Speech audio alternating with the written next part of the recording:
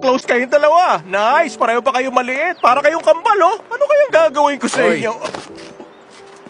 Anong ginagawa mo? Ano ba to, ha? Mukhang okay naman yung kotse mo. Yung sa kanya ang may damage. Nag-sorry na siya at magbabayad naman. Anong problema? Nangyari to dahil bigla kang huminto. Hindi niya naman to kasalanan. Gusto mong tumawag kami ng pulis? Hindi na.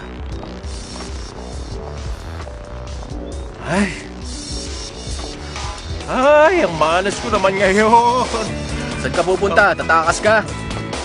Papatayin ko lang yung makina. Sayang kasi sa gas. Palusot ka pa. Kapag nangyari ulit to, ilak mo yung pinto at tumawag ka sa pulis. Sige. Ano ba to, ha? Bagong klase ba to ng scam? Kung oo, ang gagaling nyo, mga buwisit!